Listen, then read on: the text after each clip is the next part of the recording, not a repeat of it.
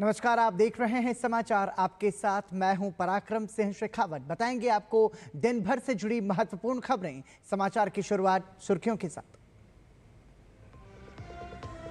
चुनाव फिक्सिंग वाले राहुल गांधी के लेख पर छिड़ी सियासी रार। महाराष्ट्र के मुख्यमंत्री देवेंद्र फडणवीस ने भी लेख के जरिए हार स्वीकार कर आत्ममंथन करने की दी सलाह। एनडीए नेताओं ने कहा, आने वाले विधानसभा चुनाव में कांग्रेस को हार का पूर्वानुमान।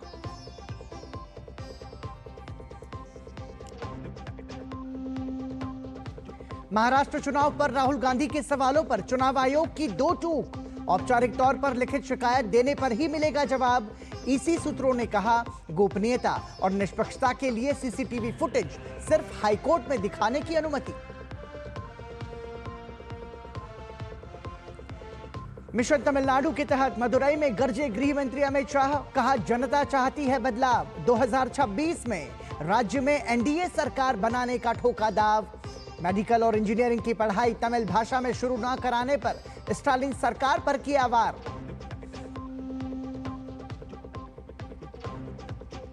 विकसित कृषि संकल्प अभियान के तहत कर्नाटक दौरे पर कृषि मंत्री शिवराज सिंह चौहान। देश भर में किसानों की आय दुगुना करने की दोहराई प्रतिबद्धता। विकसित भारत के लिए विकसित कृषि और समृद्ध किसान को बताया समय की जरूरत। और विदेश मंत्री आज से फ्रांस, यूरोपीय संघ और बेल्जियम की यात्रा पर। इन देशों के साथ भारत के मैत्रीपूर्ण संबंधों को और गहरा करने और द्विपक्षीय संबंधों को नई गति मिलने की उम्मीद। सुर्खियों के बाद खबरों पर नजर विस्तार से। कांग्रेस पार्टी कई बार ईवीएम पर सवाल खड़े करती रही है, लेकिन अब यह मामला फिर से तूल पकड़ रहा है, क्योंकि विपक्ष के नेता राहुल गांधी ने कल एक लेख लिखकर चुनावी प्रक्रिया पर और चुनाव आयोग पर महाराष्ट्र चुनाव का हवाला देते हुए सवाल खड़े किए हैं, जिनका बिंदुवार तरीके से महाराष्ट्र के मुख्यमंत्री देवेंद्र फडणवीस ने खंडन किया है। वहीं भाजपा ने भी जोरदार पलटवार करते हुए कहा कि राहुल गांधी बिहार चुनाव से पहले इन आरोपों से माहौल बनाने की कोशिश कर रहे हैं।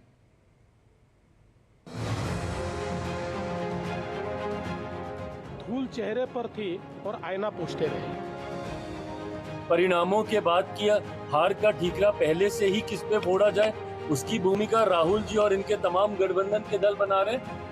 डर गया सो मर गया, वो मरे हुए व्यक्ति। महाराष्ट्र चुनाव को लेकर कांग्रेस नेता और लोकसभा में नेता प्रतिपक्ष राहुल गांधी के बयान के बाद सियासी संग्राम बढ़ गया है। महाराष्ट्र चुनाव में धांधली के आरोप पर लिखे राहुल गांधी के आर्टिकल का जवाब उनके ही आर्टिकल से मिला है। महाराष्ट्र के मुख्यमंत्री देवेंद्र फडणवीस ने जवाब में एक अखबार में लेख लिखकर उनके आरोपों को खोखला बताया है। लेख में फडणवीस ने न केवल राहुल गांधी के आरोपों को निराधार बताया, बल्कि उनकी मंशा और कांग्रेस की कार्यशैली पर भी सवाल उठाए। देवेंद्र फडणवीस ने अपने लेख की शुरुआत में कहा, महाराष्ट्र में हुई पराजय राहुल गांधी को कितनी गहराई से चुभी है, इसका भलीभांति एहसास है। कांग्रेस नेता को हार स्वीकार कर आत्ममंथन करना चाहिए। फडणवीस ने लिखा, आम जनता के जनादेश का अपमान करते रहेंगे तो जनता उन्हें माफ नहीं करेगी। महाराष्ट्र के मुख्यमंत्री ने भारत की सभी संवैधानिक संस्थाओं पर सवाल उठाने वाली अर्बन नक्सलवाद नाम की व्यवस्थाओं से लंबे संघर्ष की बात को भी मुखरता से लिखा है। लेख के जरिए राहुल गांधी के मतदाता संख्या में वृद्धि को फर्जी बताने के आरोप पर भी फडणवीस ने तथ्यों के साथ जवाब दिया। मैं राहुल जी को इतना ही कहना चाहूँगा कि ताउम्र राहुल जी आप यही गलती करते रहे, धूल चेहरे पर थी और आईना पूछते रहे। चुनाव आयोग के अंदरूनी सूत्रों ने गलत सूचनाओं के माध्यम से सनसनी फैलाने के लिए कांग्रेस नेता की आलोचना करते हुए महाराष्ट्र चुनाव को लेकर आरोपों पर बिंदुवार तरीके से जवाब दिया है। चुनाव आयोग ने कहा कि राहुल गांधी की चिंताओं पर औपचारिक जवाब तभी दिया जा सकता है जब वह आयोग को लिखकर शिकायत भेजें। सीसीटीवी फुटेज जारी करने की मांग को खारिज करते हुए चुनाव आयोग के पैनल ने कहा, मतदान केंद्रों के सीसीटीवी फुटेज की किसी भी चुनाव याचिका में सक्षम उच्च न्यायालय द्वारा हमेशा जांच की जा सकती है। ये नियम मतदाताओं की गोपनीयता और चुनाव की निष्पक्षता को बनाए रखने के लिए है।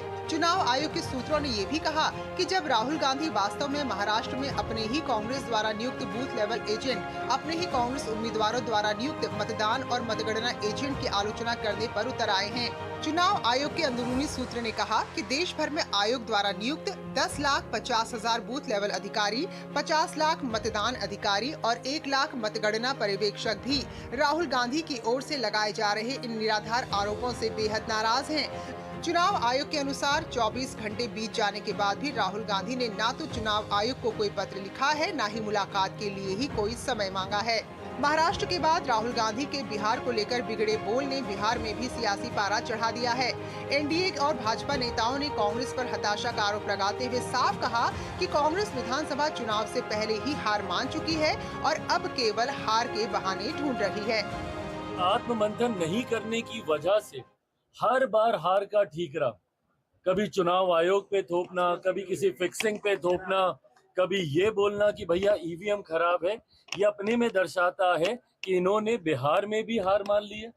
परिणामों के बाद किया हार का ठीकरा पहले से ही किस पे फोड़ा जाए, उसकी भूमिका राहुल जी और इनके तमाम गठबंधन के दल बना रहे हैं और बिहार के बाद आसाम, बंगाल, तमाम राज्य ये लोग हारने जा रहे हैं। जनता एनडीए के साथ है तो मैच फिक्स भी जनता के साथ है। राहुल गांधी को ये पता चल गया है, इसीलिए ऐसी भाषा बोल रहे हैं। डर गया सो मर गया, वो मरे हुए व्यक्ति हैं। राजनीतिक दृष्टि से अब उनमें कोई जान नहीं। कांग्रेस पार्टी को स्वीकार करना चाहिए कि उसकी गलत राजनीतिक रणनीति, अर्थनीति और सामाजिक नीति की वजह से उनकी हार हो रही है। अगर उनको कुछ शक है तो उनको सीधे चुनाव आयोग के पास जाकर के अपनी शंकाओं का समाधान करना चाहिए। लोकसभा में नेता प्रतिपक्ष राहुल गांधी के विधानसभा चुनाव में गड़बड़ी के आरोपों पर गरमाई सियासत में जहां एक और जनमत के अपमान का आरोप लगाया जा रहा है, वहीं चुनाव आयोग ने भी आरोपों पर दो टूक जवाब देते हुए साफ कर दिया कि अगर वास्तव में विपक्ष के नेता जवाब जानने की मंशा रखते हैं तो सीधे पत्र भेजें। आयोग ने ये भी कहा कि बार बार आरोप दोहराना और सही जानकारी को नजरअंदाज करना लोकतंत्र और कानून का अपमान है। Bureau report, DD news. Congress नेता राहुल गांधी के चुनाव आयोग पर लगाए गए आरोप पर बिहार के उप मुख्यमंत्री सम्राट चौधरी ने तीखी प्रतिक्रिया दी है। उन्होंने कहा कि कांग्रेस पार्टी के नेता राहुल गांधी को लोकतंत्र समझ में नहीं आ रहा है, लोकतंत्र पर उनको भरोसा करना चाहिए। राहुल गांधी को इसलिए भरोसा नहीं है भारत के लोकतंत्र पे क्योंकि वो हार जाते हैं। जहां जीत गए, चाहे वो हिमाचल हो, तेलंगाना हो, कर्नाटक हो, उन्होंने भंग नहीं किया। भंग करके चुनाव में जाते तब तो हम मानते ये आपको लोकतंत्र जो देश की जनता ने वोट किया और जो आपने इलेक्शन कमीशन पर आरोप लगाया उसमें फर्क दिखता। इसलिए मेरा स्पष्ट मानना है ये तानाशाह लोग हैं, ये अपने सामने किसी परिवार को देखना नहीं चाहते हैं। भाजपा के दक्षिण भारत में पार्टी को मजबूत करने की दिशा में मिशन तमिलनाडु महत्वपूर्ण है। इस संदर्भ में 2026 में होने वाले तमिलनाडु विधानसभा चुनावों की तैयारियों को मजबूत करने और पार्टी के संगठनात्मक ढांचे को अधिक सशक्त बनाने के लिए केंद्रीय गृह मंत्री अमित शाह का तमिलनाडु दौरा अहम है। राज्य के कार्यकर्ताओं और वरिष्ठ नेताओं को संबोधित करते हुए अमित शाह ने द्रमुक पर भ्रष्टाचार के आरोप लगाए और कहा कि 2026 में तमिलनाडु में बनेगी एनडीए सरकार। मिशन तमिलनाडु, मदुरै में गरजे अमित शाह। 2026 में तमिलनाडु में बनेगी एनडीए सरकार, जनता हटाएगी द्रमुक सरकार। केंद्रीय गृह मंत्री अमित शाह ने मदुरई में भाजपा कार्यकर्ताओं और नेताओं को संबोधित करते हुए कहा कि 2026 में तमिलनाडु में भाजपा अन्ना द्रमुक के गठबंधन की सरकार बनेगी और जनता द्रमुक को सत्ता से हटाएगी। अमित शाह ने रविवार को तमिलनाडु के मदुरई में भारतीय जनता पार्टी की एक महत्वपूर्ण बैठक को संबोधित किया, जिसमें प्रदेश भर से सैकड़ों कार्यकर्ता और वरिष्ठ नेता शामिल हुए। इस बैठक में तमिलनाडु बीजेपी के राज्य, जिला, मंडल स्तर के पदाधिकारियों ने हिस्सा लिया। शाह का यह दौरा दौरा 2026 में होने वाले तमिलनाडु विधानसभा चुनाव की तैयारियों को मजबूत करने और पार्टी के संगठनात्मक ढांचे को और भी ज्यादा सशक्त बनाने के लिए बेहद अहम माना जा रहा है। इस मौके पर अमित शाह ने द्रमुक पर भ्रष्टाचार के आरोप लगाए और कहा कि जनता अब बदलाव चाहती है। उन्होंने कहा कि साल 2026 के विधानसभा चुनाव में भाजपा और अन्ना द्रमुक मिलकर एनडीए सरकार बनाएंगे। 2026 में इस तमिलनाडु में फिर से एक बार एनडीए की सरकार बनने जा रही है। भारतीय जनता पार्टी एआईडीएमके की सरकार बनने जा रही है। ये मुख्यमंत्री जी कहते हैं कि अमित शाह डीएमके को नहीं हरा सकते। स्टालिन साहब, आप सही कहते हो, मैं डीएमके को नहीं हरा सकता, मगर तमिलनाडु की जनता डीएमके को हरा सकती है। केंद्रीय गृह मंत्री अमित शाह ने कहा कि भारत ने पहलगाम आतंकी हमले का करारा जवाब दिया। ऑपरेशन सिंदूर को लेकर उन्होंने प्रधानमंत्री नरेंद्र मोदी के नेतृत्व और सेना के पराक्रम की सराहना की। पहलगाम में आतंकवादियों ने हमारे निर्दोष नागरिकों की हत्या की, धर्म पूछकर हत्या की, और मोदी जी के नेतृत्व में हमारी तीनों सेनाओं ने पाकिस्तान के घर में घुसकर आतंकवादियों को सफाया करने का काम किया है। इससे पहले अमित शाह ने मदुरई स्थित मीनाक्षी मंदिर पहुंचकर उन्होंने पूजा अर्चना की। उन्होंने सोशल मीडिया प्लेटफॉर्म एक्स पर दर्शन पूजन की तस्वीरें साझा कर लिखा कि आज मदुरई के प्रतिष्ठित मीनाक्षी अम्मन मंदिर में पूजा अर्चना करने का सौभाग्य मिला। राष्ट्र की निरंतर प्रगति और हमारे सैनिकों की भलाई के लिए मां से आशीर्वाद मांगा। Bureau report, DD news. Bharat एक कृषि प्रधान देश है। केंद्र सरकार द्वारा किसान और किसानी को संबल देने के लिए कृषि विज्ञान और खेतों के बीच सेतु तैयार करने के लिए 29 मई से 12 जून तक चलाया जा रहा विकसित कृषि संकल्प अभियान। इसके तहत केंद्रीय कृषि और किसान कल्याण मंत्री शिवराज सिंह चौहान बेंगलुरु पहुंचे, जहां उन्होंने कमलम के खेतों का भी दौरा किया और इस बात पर जोर दिया कि किसानों को कमलम जैसी मुनाफे वाली फसलों पर ध्यान देना चाहिए।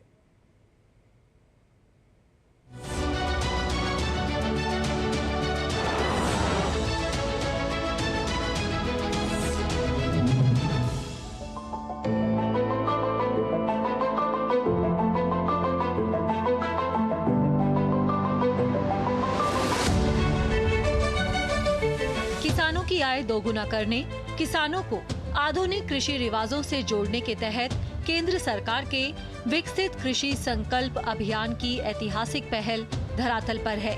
29 मई से 12 जून तक चलाए जा रहे विकसित कृषि संकल्प अभियान के तहत कृषि वैज्ञानिक किसानों से संवाद कर खेत में ही किसानों की समस्या का समाधान कर रहे हैं।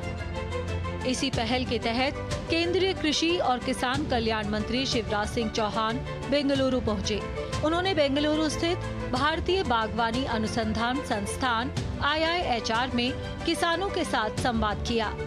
केंद्रीय कृषि मंत्री ने राज्य के किसान शंकर और सिद्धू को बधाई दी, जिन्होंने IIHR की मदद से अत्यधिक उत्पादन वाले कटहल की प्रजाति विकसित की है। कृषि मंत्री ने किसानों को पारंपरिक खेती के बजाय फूलों, फलों और सब्जियों की खेती करने की सलाह दी। शंकर सिद्धू इन्हें सिद्धि प्राप्त की है। ऐसा जैक फ्रूट का प्लांट तैयार किया है जिसका प्रोडक्शन जबरदस्त है। IIHR ने इनको सहयोग किया है, सलाह दी है, गाइड किया है। सभी किसानों से मेरा आग्रह ये है कि अब केवल ट्रेडिशनल फसल नहीं, हम फूलों, फलों और सब्जियों की तरफ भी बढ़ें। अनेकों तरीके हैं, अनेकों उपाय हैं खेती में लाभ बढ़ाने के। आप भी डाइवर्सिफिकेशन करके उस दिशा में आगे बढ़ें। केंद्रीय कृषि मंत्री शिवराज सिंह चौहान ने कमलम के खेतों का भी दौरा किया। कृषि मंत्री ने कमलम की खेती के लाभ बताते हुए कहा कि विकसित भारत के लिए विकसित कृषि और समृद्ध किसान जरूरी हैं। इसलिए किसानों को कमलम जैसी मुनाफे वाली फसलों की तरफ आना चाहिए। प्रधानमंत्री जी ने कहा विकसित भारत बनाना है 2047 तक। विकसित भारत के लिए विकसित कृषि और समृद्ध किसान चाहिए, और विकसित खेती के अंतर्गत ही हमको कृषि का विविधीकरण करके ऐसी कमलम जैसी फसलों की तरफ आना पड़ेगा। उगाना भी आसान है, हम किसानों को एजुकेट भी करेंगे। उत्तर प्रदेश के हरदोई में भी विकसित कृषि संकल्प अभियान का आयोजन किया जा रहा है। अभियान के तहत हरदोई में कुल 135 ग्राम पंचायतों को चिन्हित किया गया है। Bureau report, DD news. Maharashtra में विकसित कृषि संकल्प अभियान का आयोजन किया गया। विकसित कृषि संकल्प अभियान के तहत बुल्ढाना जिले के 150 गांव शामिल हैं। भारतीय कृषि अनुसंधान परिषद की 2 टीमें, डॉक्टर पंजाब राव कृषि विद्यापीठ के वैज्ञानिक और कृषि एवं कृषि प्रौद्योगिकी प्रबंधन एजेंसी आत्मा विभाग के अधिकारी इन गांवों में जाकर किसानों को मार्गदर्शन दे रहे हैं। ये टीमें विभिन्न कार्यक्रमों के माध्यम से किसानों को मृदा स्वास्थ्य कार्ड, ड्रोन तकनीक, फसल उगाने के तरीके और प्राकृतिक खेती आधुनिक तकनीकों के बारे में जानकारी दे रही है। टीमों ने उमाला, येलगांव, देउलघाट, बिरसिंहपुर गांवों का दौरा किया और इन किसानों से सीधे बातचीत की और उनका मार्गदर्शन किया। वहीं नांदेड़ में भी किनवट तालुका के कुप्ती में विकसित कृषि संकल्प अभियान के माध्यम से किसानों का मार्गदर्शन किया गया। कृषि विज्ञान केंद्र के वरिष्ठ वैज्ञानिक डॉक्टर देवीकांत देशमुख ने किसानों को सटीक सिंचाई प्रणाली, संकर बीज और कम लागत पर उत्पादन बढ़ाने के लिए कीट प्रबंधन के सटीक समाधान जैसी आधुनिक अवधारणाओं के बारे में बताया। विदेश मंत्री डॉक्टर एस जयशंकर आज से 14 जून तक फ्रांस, बेल्जियम और यूरोपीय संघ की यात्रा पर हैं। विदेश मंत्री की इस यात्रा से इन देशों के साथ भारत के मैत्रीपूर्ण संबंधों को और मजबूती मिलेगी। इस यात्रा के दौरान विदेश मंत्री पेरिस और मार्सिले की यात्रा करेंगे, जहां वो फ्रांस के यूरोप और विदेश मामलों के अपने समकक्ष मंत्री जीन नोएल बेरोट के साथ द्विपक्षीय चर्चा करेंगे। साथ ही वो फ्रांस के वरिष्ठ नेताओं, थिंक टैंक और मीडिया से बातचीत करेंगे। विदेश मंत्री मार्सिले शहर में आयोजित होने वाले भूमध्य सागरीय रायसीना संवाद के उद्घाटन संस्करण में भी भाग लेंगे। इस यात्रा के दौरान विदेश मंत्री यूरोपीय संघ की उच्च प्रतिनिधि और उपाध्यक्ष काजा कैलास के साथ रणनीतिक वार्ता करेंगे। साथ ही वो यूरोपीय आयोग और यूरोपीय संसद के वरिष्ठ नेतृत्व से भी मिलेंगे।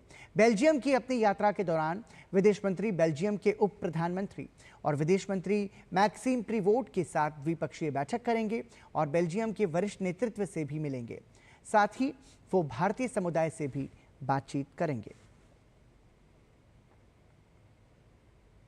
और अब नरेंद्र मोदी सरकार के 11 साल पूरे होने पर देखते हैं उससे जुड़ी कुछ खबरें।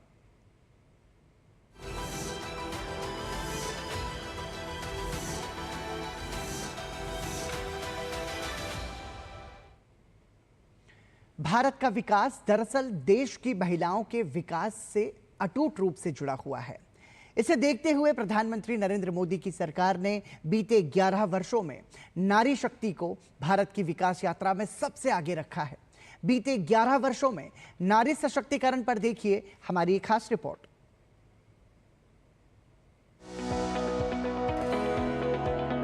प्रधानमंत्री नरेंद्र मोदी ने वर्ष 2014 में सत्ता संभालने के साथ ही महिलाओं के लिए एक समावेशी और सशक्त भविष्य की नींव रखी। ये सिर्फ योजनाओं का आरंभ नहीं था, बल्कि सोच में परिवर्तन का प्रारंभ था। देश भर में महिलाओं को आत्मनिर्भर, शिक्षित, सुरक्षित और समान अवसरों से युक्त बनाने के लिए अनेक योजनाएं शुरू की गईं। बेटी बचाओ बेटी पढ़ाओ से लेकर स्टैंड अप इंडिया तक, वित्तीय समावेशन और डिजिटल कौशल से लेकर रक्षा, राजनीति और स्टेम में प्रतिनिधित्व तक इन 11 वर्षों ने करोड़ों महिलाओं के लिए अवसर, सम्मान और नेतृत्व के नए द्वार खोले हैं। 2015 में हरियाणा से शुरू किए गए बेटी बचाओ बेटी पढ़ाओ अभियान ने लिंगानुपात को सुधारने और समाज में बालिकाओं के प्रति सोच में बदलाव लाने का काम किया। आज न सिर्फ कन्या भ्रूण हत्या के मामलों में कमी आई है, बल्कि शिक्षा के क्षेत्र में लड़कियों की भागीदारी अभूतपूर्व रूप से बढ़ी है। स्टैंड अप इंडिया और प्रधानमंत्री मुद्रा योजना जैसी योजनाओं ने महिला उद्यमिता को गति दी है। बीते 11 वर्षों में लाखों महिलाओं ने छोटे और मझोले उद्योग स्थापित किए हैं। मुद्रा योजना के अंतर्गत लगभग 70% ऋण महिलाओं को दिए गए हैं, जिससे न केवल उनकी आर्थिक स्थिति सुदृढ़ हुई है, बल्कि वो अपने समुदायों में प्रेरणा स्रोत भी बनी है। प्रधानमंत्री जनधन योजना के माध्यम से करोड़ों महिलाओं के बैंक खाते खोले गए, जिससे उन्हें पहली बार वित्तीय दुनिया से सीधा जुड़ाव मिला। इसके अलावा डिजिटल साक्षरता अभियान जैसे प्रधानमंत्री ग्रामीण डिजिटल साक्षरता अभियान ने महिलाओं को ऑनलाइन लेन देन, सरकारी सेवाओं तक डिजिटल पहुंच और स्वरोजगार के डिजिटल माध्यमों से जोड़ने में मदद की है। पहली बार महिलाओं को स्थायी कमीशन के रूप में भारतीय सेना में शामिल किया गया। नौसेना और वायुसेना में भी महिला अधिकारी आज युद्धपोत और लड़ाकू विमानों का संचालन कर रही हैं। राजनीति में महिला जनप्रतिनिधियों की भागीदारी भी बढ़ी है। ग्राम पंचायतों से लेकर संसद तक महिलाएं नेतृत्व कर रही हैं। सितंबर 2023 में पारित नारी शक्ति वंदन अधिनियम के तहत संसद और राज्य विधानसभाओं में महिलाओं के लिए 33% सीटें आरक्षित की गई हैं। Science, technology, engineering, mathematics and medicine जैसे क्षेत्रों में भी महिलाओं की भागीदारी उल्लेखनीय रही है। इसरो के चंद्रयान और मंगलयान जैसे अभियानों में महिला वैज्ञानिकों की प्रमुख भूमिका रही है। ये भारत की तकनीकी और वैज्ञानिक क्षमता में महिलाओं के योगदान का प्रमाण है। राष्ट्रीय शिक्षा नीति 2020 और स्कॉलरशिप योजनाओं ने लड़कियों को उच्च शिक्षा के लिए प्रोत्साहित किया है। IIT, IIM, मेडिकल कॉलेजों और शोध संस्थानों में आज बड़ी संख्या में महिलाएं प्रवेश ले रही हैं। साथ ही निजी और सरकारी क्षेत्रों में महिला कार्यबल की संख्या में भी निरंतर वृद्धि हो रही है।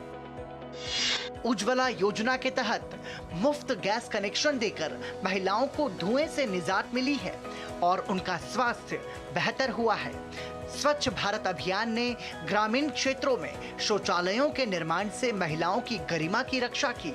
महिला हेल्पलाइन, वन स्टॉप सेंटर और निर्भया फंड जैसी पहलों ने महिलाओं के लिए सुरक्षा को सर्वोपरि रखा।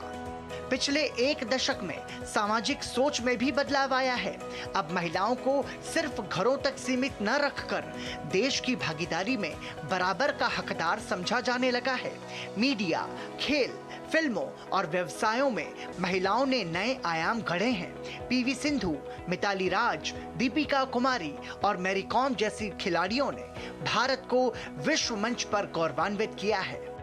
जब हम विकसित भारत की कल्पना करते हैं तो उसमें महिलाओं की भागीदारी को नजरअंदाज नहीं किया जा सकता। प्रधानमंत्री नरेंद्र मोदी की ये सोच कि यदि नारी को अवसर मिले तो वो राष्ट्र निर्माण की सबसे बड़ी शक्ति बन सकती है, आज भारत की सामाजिक और आर्थिक तस्वीर को बदल रही है। Bureau report, DD news. देश में हर घर तक पानी पहुंचाने की कवायद सफल हुई है।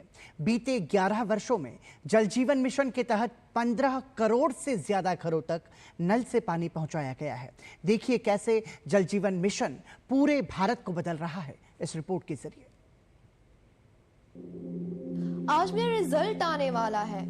अम्मी कहती थी उन्होंने पढ़ाई नहीं की क्योंकि उनके बचपन में उन्हें बहुत दूर तक पानी भरने जाना पड़ता था, मगर मैंने तो बचपन से ही घर में नल देखा है और मैं तो रोज स्कूल जाती हूँ। अम्मी, मैं फर्स्ट आई हूँ। इस भारत ने बचपन से ही सुरक्षित घर परिवार देखा है। यही बेटियां बनेंगी विकसित भारत की कप्तान। प्रधानमंत्री नरेंद्र मोदी के नेतृत्व में महिलाओं के सशक्तिकरण से लेकर उनकी सुरक्षा तक बीते 11 वर्षों में कई अहम कदम उठाए गए हैं। उनमें से एक है महिलाओं के स्वास्थ्य से जुड़ा प्रधानमंत्री सुरक्षित मातृत्व अभियान। इस अभियान के 9 वर्ष पूरे हो रहे हैं। इस मौके पर देखिए हमारी खास रिपोर्ट। प्रधानमंत्री सुरक्षित मातृत्व अभियान स्वास्थ्य एवं परिवार कल्याण मंत्रालय द्वारा जून 2016 में शुरू की गई केंद्र सरकार की एक महत्वपूर्ण पहल है। प्रधानमंत्री सुरक्षित मातृत्व अभियान महिलाओं को उच्च गुणवत्ता वाली जांच सेवाएं उपलब्ध कराकर उन्हें सुरक्षित गर्भावस्था और प्रसव का अनुभव देने में सहायक बन रहा है। इस योजना के मुख्य उद्देश्य गर्भावस्था के दौरान महिलाओं की प्रसव पूर्व देखभाल करना, प्रसव पूर्व देखभाल सेवाओं तक सभी गर्भवती महिलाओं की पहुंच सुनिश्चित करना, गुणवत्तापूर्ण प्रसव पूर्व देखभाल प्रदान करना, मातृ मृत्यु दर को कम करना, स्वैच्छिक रूप से निजी चिकित्सकों को शामिल करना और सार्वजनिक स्वास्थ्य सुविधा में निजी चिकित्सकों की भागीदारी को बढ़ावा देना है। प्रधानमंत्री सुरक्षित मातृत्व अभियान के तहत हर महीने की 9 तारीख को सभी सरकारी स्वास्थ्य सेवा केंद्रों पर गर्भवती महिलाओं को विशेष रूप से गर्भावस्था की दूसरी और तीसरी तिमाही के दौरान बेहतर जांच और इलाज से जुड़ी सेवाएं उपलब्ध कराई जाती है। अभियान के तहत हर महीने की 9 तारीख को सार्वजनिक स्वास्थ्य केंद्रों पर प्रसव पूर्व जांच का आयोजन किया जाता है।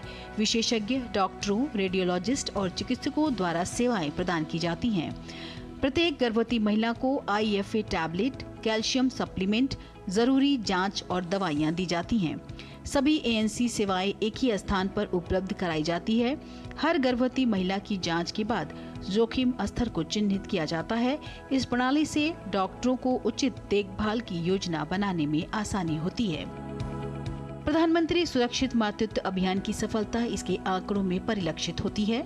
अभियान के तहत अब तक 6 करोड़ 19 लाख से अधिक गर्भवती महिलाओं की जांच की गई है। देश में मातृ मृत्यु अनुपात जो कि 2014-16 में प्रति लाख पर 130 था, वह 2021-23 में घटकर 80 हो गया है। प्रधानमंत्री सुरक्षित मातृत्व अभियान के माध्यम से सरकार ने मातृ स्वास्थ्य को प्राथमिकता देते हुए एक ठोस, लक्षित और समन्वित ढांचा तैयार किया है। इस पहल से न सिर्फ सुरक्षित मातृत्व को बल मिला है, बल्कि महिलाओं के समग्र स्वास्थ्य सुधार की दिशा में एक सशक्त कदम भी साबित हो रहा है। Bureau report, TT news. Ayushman Bharat प्रधानमंत्री जन आरोग्य योजना का फायदा बिहार के दूर दराज में रहने वाले गरीबों को भी मिल रहा है। नालंदा जिले के राजगीर में स्थित नेत्र ज्योति सेवा मंदिरम अस्पताल में लोग मोतियाबिंद का ऑपरेशन करवा रहे हैं। अस्पताल में जायजा लेते हुए हमारे संवाददाता गिरीश निशाना ने लाभार्थियों से बातचीत की, जिसमें उन्होंने बताया कि पहले मोतियाबिंद के कारण काफ़ी अपनी आंखों की रोशनी गंवा बैठे थे बहुत से लोग, लेकिन अब आयुष्मान योजना ने उनकी जिंदगी में नई रोशनी दी है, जिसका श्रेय वो प्रधानमंत्री नरेंद्र मोदी को दे रहे हैं। हम राजगीर के नेत्र ज्योति सेवा मंदिरम में हैं। यहाँ आप देख सकते हैं काफ़ी संख्या में नेत्र के रोगी हैं जिनका मोतियाबिंद का इलाज किया गया है, वो भी पूरी तरह से निःशुल्क किया गया है, और जिसकी वजह है आयुष्मान भारत कार्ड। जी सर, हमको आयुष्मान कार्ड से ऑपरेशन हुआ है, आँख को पैसा नहीं लगा। मेरा आँख का रोशनी तो बिल्कुल था नहीं। हम एक भगवान ऊपर हैं, एक भगवान अभी डॉक्टर साहब हैं। अब मोदी जी को धन्यवाद देता हूँ, मेरे MP को ललन सिंह को धन्यवाद देता हूँ। अगर आयुष्मान कार्ड नहीं होता तो किस तरह करा पाते इलाज? तब तो कुछ सोचते कि हम कहाँ से पैसा जो है कहाँ से लाए हैं। इसमें तो उनका देन है ना, तब तो हम आ गए यहाँ पर जांच कराने के लिए। प्रधानमंत्री के लिए कहते हैं कि चौथा बार फिर विजय हो। तो कहीं ना कहीं बहुत बड़ी बात इन्होंने राजेंद्र सिंह जी ने कह दिया, और इन्हीं की तरह यहाँ पर बहुत सारे नेत्र रोगी हैं जो अपना इलाज कराने पहुँचे हैं, और जिसकी वजह है आयुष्मान भारत कार्ड। कैमरामैन आशीष शर्मा के साथ गिरीश निशाना, DD news, Rajgir, Bihar. Badminton खिलाड़ी लक्ष्य सेन ने खेल के क्षेत्र में मोदी सरकार द्वारा किए गए कार्यों की सराहना की है। लक्ष्य सेन ने कहा कि मोदी सरकार ने अपने 11 साल के दौरान खेलों में उल्लेखनीय काम किया है। उन्होंने कहा कि खेलो इंडिया और टारगेट ओलंपिक पोडियम जैसी योजनाओं से खिलाड़ियों को वैश्विक स्तर पर अपनी प्रतिभा दिखाने का मौका मिला है। The Modi government has completed 11 years. And during this time, the government has done remarkable work in sports as well. Several programs has been organized to encourage players, such as Khelo India and Target Olympic Podium scheme. These programs have provided players with the opportunity to showcase their talent at a global level. Novaflex company की संस्थापक और राष्ट्रपति पुरस्कार से सम्मानित दीप्ति प्रसाद ने मोदी सरकार में किए गए विकास कार्यों की प्रशंसा की है। उन्होंने कहा कि पिछले 11 सालों में प्रधानमंत्री मोदी के नेतृत्व में देश का इंफ्रास्ट्रक्चर मजबूत हुआ है और देश ने सभी क्षेत्रों में तेजी से विकास किया है। इसके साथ ही दीप्ति प्रसाद ने कहा कि ऑपरेशन सिंदूर ने भी दुनिया को भारत का स्पष्ट संदेश दिया है कि भारत आतंकवाद को बर्दाश्त नहीं करेगा। Today, I stand before you and feel the deep sense of security, strength, and honor in speaking about the incredible transformation our country has undergone over the past 11 years under the visionary leadership of Prime Minister Narendra Modi ji. These years have not just been about development, they have been about building an inclusive and empowered India. Operation Sindoor becomes a defining moment. A message to the world: if you dare to disturb our peace, we will respond in a language that you understand. As we look towards Viksit Bharat 2047, I salute the leadership, vision, restlessness, dedication of our Prime Minister and his government. Jai Hind. Bharat की number 1 table tennis खिलाड़ी श्रीजा अकुला मोदी सरकार के कार्यों से काफी प्रभावित हुई है। श्रीजा अकुला ने कहा कि पिछले 11 सालों में देश ने सर्वांगीण विकास किया है और खेलो इंडिया जैसी योजनाओं के जरिए खेलों को भी बढ़ावा दिया गया है। Prime Minister Shri Narendra Modi completes 11 years in office. India's transformation is evident. The government's unwavering support for sports has led to initiatives like Khelo India scheme, which identifies and nurtures young talent across the country, and Top scheme, which offers elite athletes comprehensive support from training to international exposure. Additionally, the Fit India movement, inaugurated in 2019, encourages citizens to prioritize physical activity. To conclude, the Modi government's 11-year tenure has witnessed a holistic approach to nation building, where sports, security, and sustainability have been given paramount importance. Odisha के मशहूर और पद्मश्री पुरस्कार से सम्मानित बुनकर चतुर्भुज मेहर ने भी मोदी सरकार के काम पर खुशी जाहिर की है।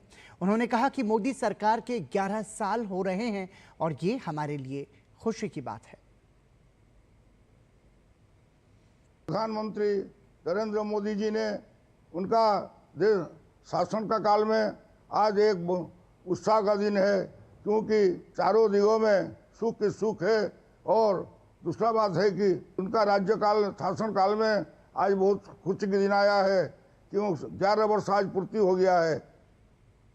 विश्व चैंपियनशिप में कांस्य पदक विजेता मुक्केबाज गौरव बिधूड़ी ने मोदी सरकार के कार्यों की जमकर तारीफ की है। उन्होंने कहा कि पिछले 15 सालों में देश में चहुमुखी विकास हुआ है और खिलाड़ियों के लिए भी बहुत सारी योजनाएं चलाई गई हैं। इसके साथ ही गौरव बिधूड़ी ने कहा कि ऑपरेशन सिंदूर ने ये साबित कर दिया है कि भारत अब आतंकवाद को बिल्कुल भी सहन नहीं करेगा।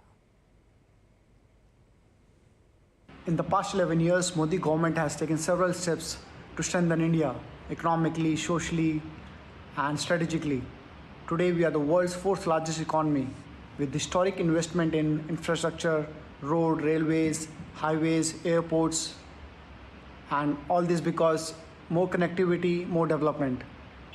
And when it comes to sports, I don't think any of the past government has even thought of making India a sporting nation. There are schemes in sports like Target Olympic Podium, Top schemes where all the top athletes are given all type of assistance.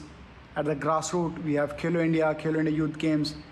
Recently, we have seen Operation Sindoor, where India has shown the world that India is not going to tolerate any kind of terrorism or terrorist activity anymore. So this is new India under Modi government.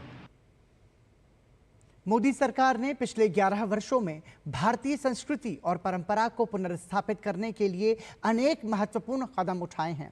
फिर चाहे वो भव्य सांस्कृतिक आयोजनों की बात हो, भारतीय त्योहारों को वैश्विक स्तर पर पहुंचाने की पहल हो, या फिर शास्त्रीय कलाओं को प्रोत्साहन देने के प्रयास। आइए सुनते हैं देश की प्रख्यात शास्त्रीय नृत्यांगना शोभना नारायण को।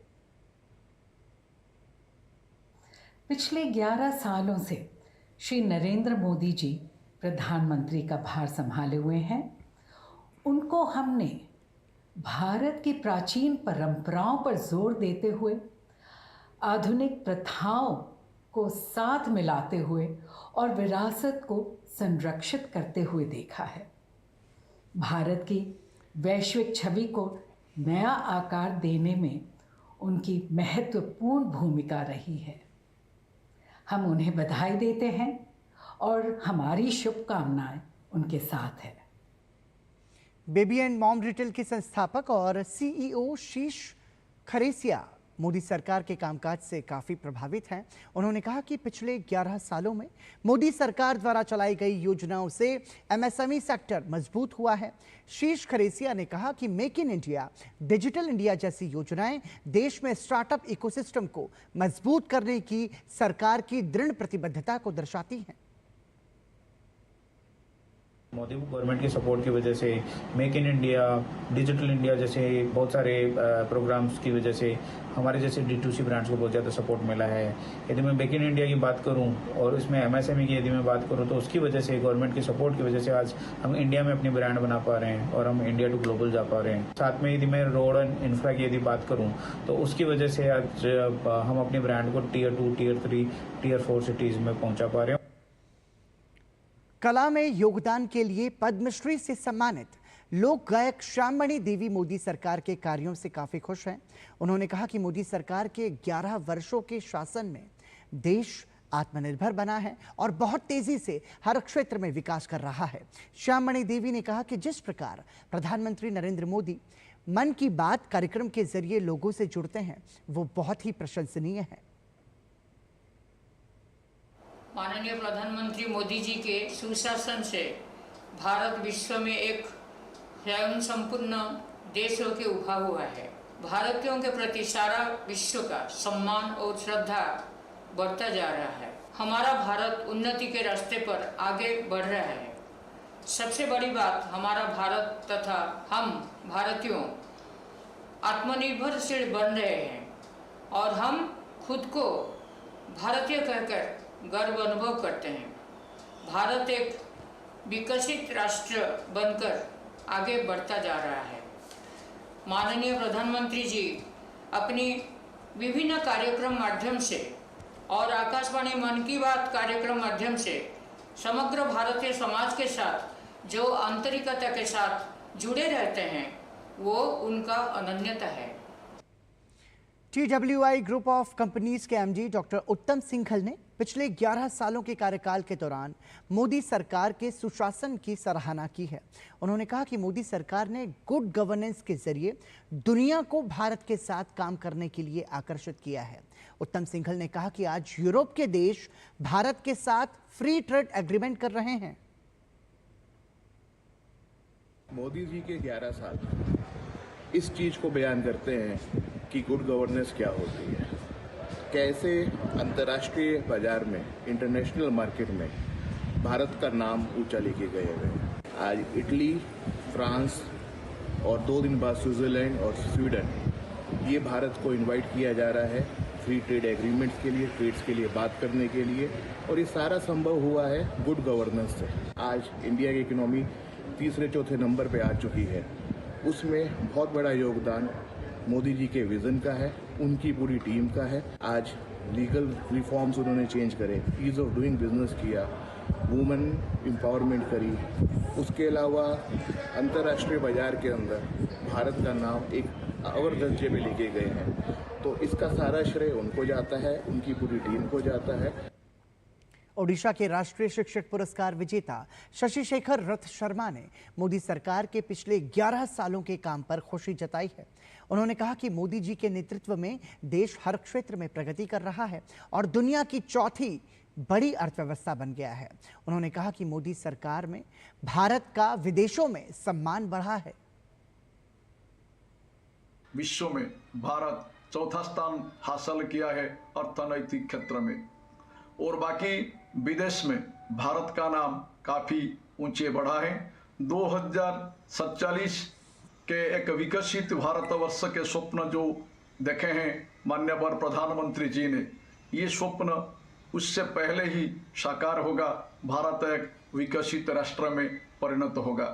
अगर ऐसे ही सुशासन सब लोगों को मिले तो भारत जो गरीब देश में लोग पहले ही जानते थे, ये निश्चित भाव में हम एक विकसित राष्ट्र में परिणत होंगे। JITO एंजल नेटवर्क की सचिव शिखा भंडारी ने मोदी सरकार के 11 सालों के काम की तारीफ की है। उन्होंने कहा कि मोदी सरकार ने देश में पिछले 11 सालों में तकनीकी सेवाओं का विस्तार किया है। देश में आज कई डिजिटल सुविधाएं चलाई जा रही हैं। शिखा भंडारी ने कहा कि UPI, फिनटेक जैसी योजनाओं ने देश को एक नई दिशा दी है। Last 10 years have been game changing. पहले हमारा माइंडसेट सिर्फ कंज्यूमर होने का था, पर अब हम क्रिएटर्स और प्रोडक्ट मेकर्स बन चुके हैं। अगर आप देखो schemes like startup India, digital India, आत्मनिर्भर भारत ने ना ही सिर्फ हेल्प किया है, पर एक प्रॉपर सिस्टम भी बिल्ड किया है जहां इनोवेशन को एक्चुअल में ग्रो करने का चांस मिला है।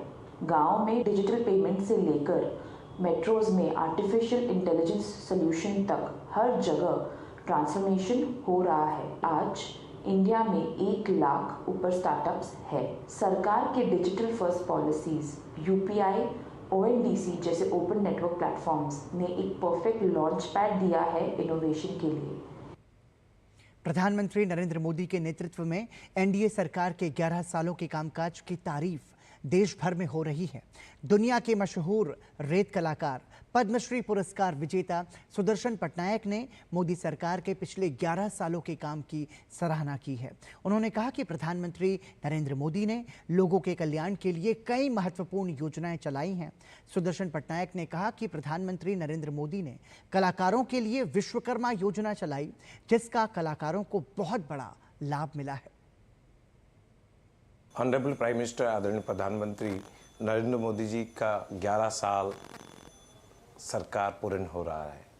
ये सारा विश्व के लिए एक बहुत बड़ा संदेश है, क्योंकि जिस तरीके से उनने हमारा देश को आगे लिए हैं, आज सारा विश्व देख रहा है हमारा भारत को। उनने गांव से लेकर शहर तक हर कोई जगह पे उनने काम किया है। इतने अच्छे योजना लाए, उसकी वजह से जो जनरल लोग हैं उनका बहुत बेनिफिट हुआ। उनने बहुत सारी योजना लाई, जैसे मुद्रा योजना, जैसे जनरल लोग जो छोटा छोटा बिजनेस करते थे उनको प्रोत्साहन नहीं मिलता था। ऐसे बहुत सारे चीज़ उनने किया, परिवर्तन लाए। उसमें उनने, जैसे मैं एक आज एन आर्टिस्ट हूँ, कलाकार हैं, कलाकार के लिए उनने विश्वकर्मा योजना बनाए और उनका जो विजन है विकसित भारत पे, आज उनकी सोच पे पूरा भारत एकजुट हुआ है। सांसद रविशंकर प्रसाद के नेतृत्व वाला सर्वदलीय प्रतिनिधिमंडल आज स्वदेश वापस लौट आया है। ऑपरेशन सिंदूर आउटरीच के तहत प्रतिनिधिमंडल 6 देशों की सफल यात्रा के बाद आज स्वदेश लौटा है। दल के सदस्यों ने कहा कि आउटरीच कार्यक्रम के तहत भारत का आतंकवाद के खिलाफ जीरो टॉलरेंस का संदेश पूरी दुनिया के सामने सशक्त तरीके से रखकर पाकिस्तान की सच्चाई को सामने लाने का काम किया है। पहलगाम के बर्बर आतंकवाद के खिलाफ बहुत गुस्सा है देशों में और सबों ने कंडेम किया, सहानुभूति की। ये एक बहुत नई बात है और जिस उद्देश्य से हम लोग को भेजा गया था, we saw a great convergence, be it England, be it Germany, be it Copenhagen, be it Germany और इवन इन ब्रसल्स। हम लोग यूरोपियन पार्लियामेंट में भी गए और हर जगह एक स्वर से इसकी आलोचना हुई। Politics, parties, party ideologies, differences are all they are restricted to the elections only. We fight the elections, so we fight each other, and every party has its own ideology based on which we contest the elections and we fight against each other. But when we go outside our country, and when this is the country, this is a situation where the country's territory and the civilians are a threat from a neighboring dysfunctional country, a neighborhood.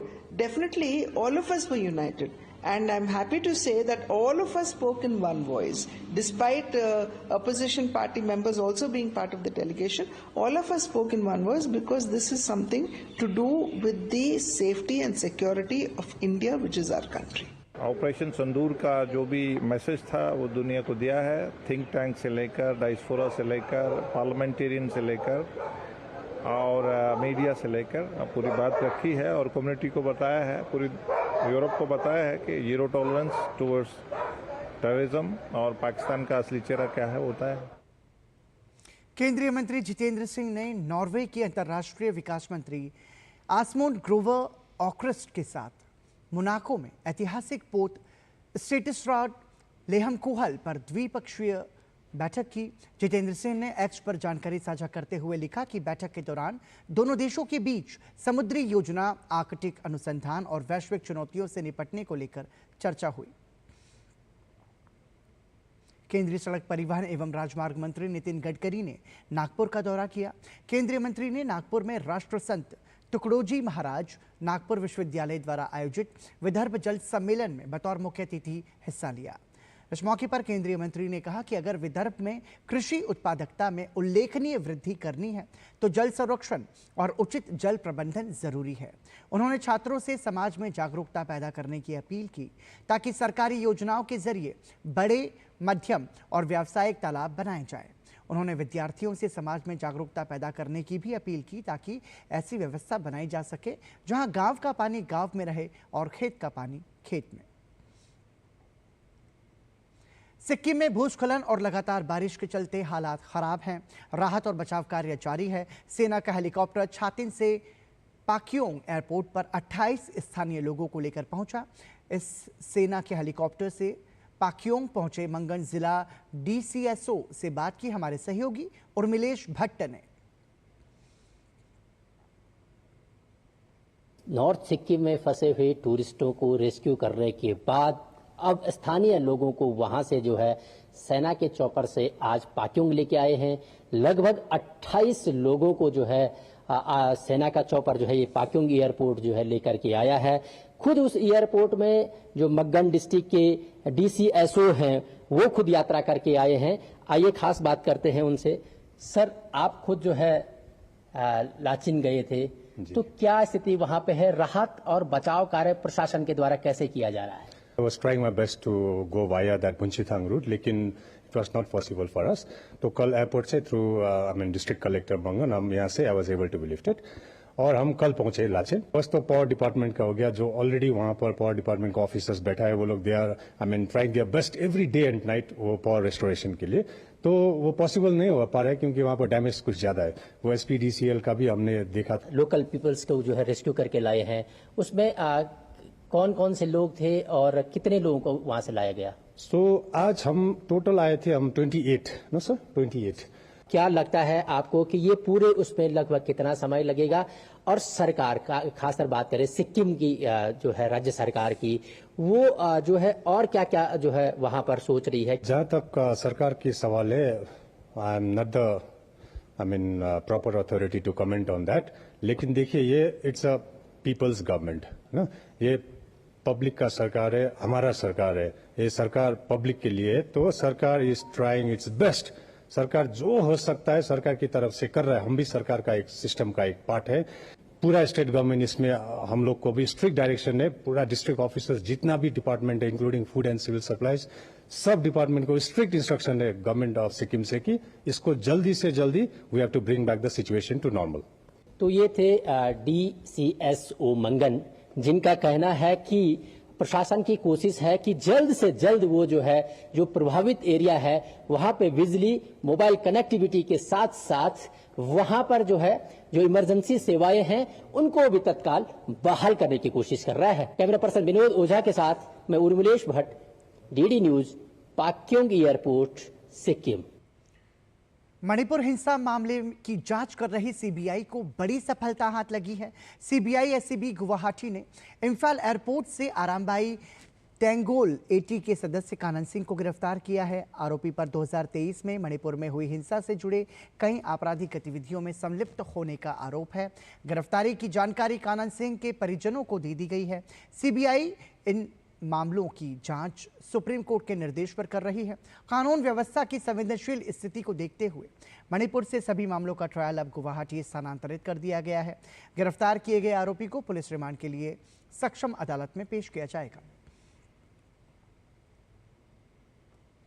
Maharashtra राज्य का गढ़चिरौली जिला नक्सल प्रभावित और देश के सबसे दुर्गम इलाकों में शुमार है, लेकिन अब यहां बदलाव की हवा चल रही है।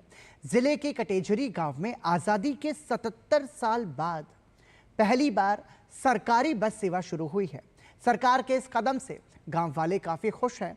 देखिए डीडी न्यूज संवाददाता सोमेश पटेल की महाराष्ट्र के गढ़चिरौली जिले के कटेझरी गांव से एक ग्राउंड रिपोर्ट। महाराष्ट्र के गढ़चिरौली जिले के गांव कटेझरी में आजादी के बाद 26 अप्रैल 2025 को पहली बार स्टेट ट्रांसपोर्ट की बस पहुंची। ये सेवा आसपास के लगभग 30 गांवों को जोड़ती है, जिनमें चांदगांव, धनौरा, पेंड्री, मरूम गांव, धरेखेड़ा और खुद कटेझरी शामिल है। ये बस दिन में 2 बार गढ़चिरौली से कटेझरी के लिए चलती है। छत्तीसगढ़ सीमा से सटे इस जिले को लंबे समय तक नक्सल हिंसा और पिछड़ेपन से जोड़ा जाता रहा है, लेकिन अब हालात बदल रहे हैं।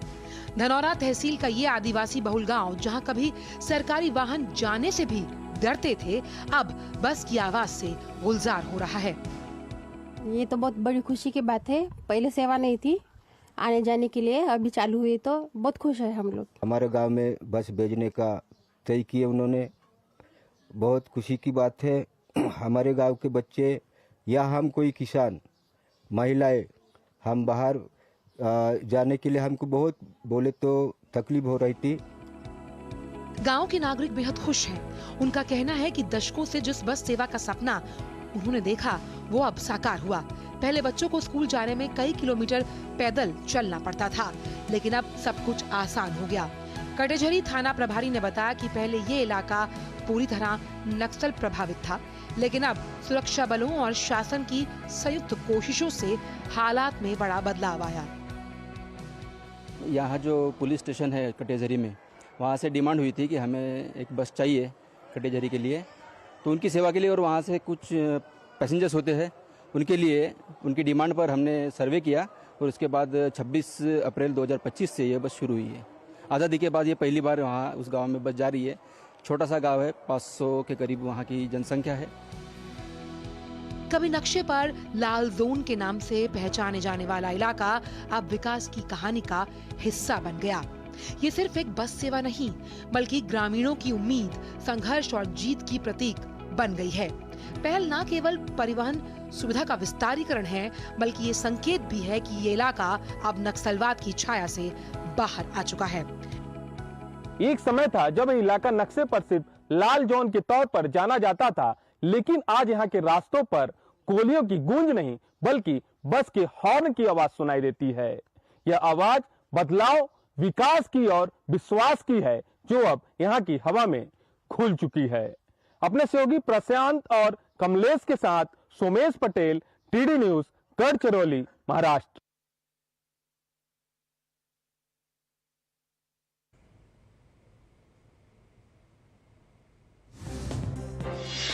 वित्त मंत्री निर्मला सीतारमण ने कहा कि प्रधानमंत्री नरेंद्र मोदी के नेतृत्व में पिछले 11 वर्षों में देश में महिला सशक्तिकरण को मिली नई दिशा और रफ्तार। एनडीए सरकार के 11 वर्षों में महिलाएं देश में प्रगति की प्रमुख चालक के रूप में उभरी हैं। बिहार में विधानसभा चुनाव की तैयारियां तेज। केंद्रीय मंत्री चिराग पासवान ने कहा, बिहार विधानसभा चुनाव 2025 में मैं एनडीए गठबंधन को मजबूती देने के लिए बिहार की 243 सीटों पर चिराग पासवान बनकर लड़ूंगा चुनाव। मेरा लक्ष्य है बिहार में एनडीए की जीत। उत्तराखंड के मुख्यमंत्री पुष्कर सिंह धामी हरिद्वार जिले के लिब्बर हेड़ी में रोड शो और जनसंवाद कार्यक्रम में हुए शामिल। मुख्यमंत्री ने कहा, किसान हमारे देश की रीढ़ हैं। जब मैं ट्रैक्टर चलाता हूं, तो यह हमारे अन्नदाता भाइयों की मेहनत को सलाम करने का एक छोटा सा प्रयास होता है।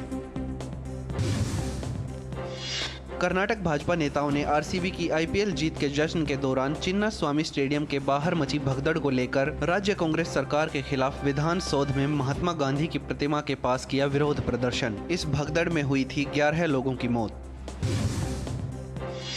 सेना प्रमुख जनरल उपेंद्र द्विवेदी ने उत्तराखंड के ज्योतिर्मठ में स्थित पहले सामुदायिक रेडियो स्टेशन आईबेक्स तराना 88.4 FM का किया उद्घाटन। सेना प्रमुख ने गढ़वाल में अग्रिम चौकियों का भी किया दौरा, प्रशासनिक तैयारियों की समीक्षा की। महाराष्ट्र के नक्सल प्रभावित जिले गढ़चिरौली के कटेझरी गांव में आजादी के 77 साल बाद पहली बार पहुंची सरकारी बस। कभी ये गांव नक्शे पर सिर्फ लाल जोन के तौर पर जाना जाता था, लेकिन अब बता रही है विकास की कहानी। मणिपुर में मौजूदा कानून व्यवस्था की स्थिति के मद्देनजर 5 जिलों में इंटरनेट और मोबाइल डेटा सेवाओं को किया गया बंद। शनिवार रात 11:45 बजे से 5 दिनों के लिए ये आदेश दिया गया है। राष्ट्रीय जांच एजेंसी ने पिछले साल 17 जनवरी 2024 को मणिपुर में सुरक्षा बलों पर हुए जानलेवा हमले से जुड़े मामले में 3 उग्रवादियों को किया गिरफ्तार। इस हमले में 2 पुलिस कमांडो हुए थे शहीद, कई अन्य हुए थे घायल। असम में बाढ़ की स्थिति में थोड़ा सुधार हुआ है। अधिकांश जिलों में बारिश में कमी के कारण प्रमुख नदियों का जलस्तर घटा है। असम के 12 जिलों में 3 लाख से अधिक लोग अभी भी बाढ़ से प्रभावित हैं। बाढ़ पीड़ितों के लिए राहत और बचाव कार्य जारी है। और इसी के साथ ही समाचार में अभी के लिए इतना ही। दीजिए अनुमति। नमस्कार।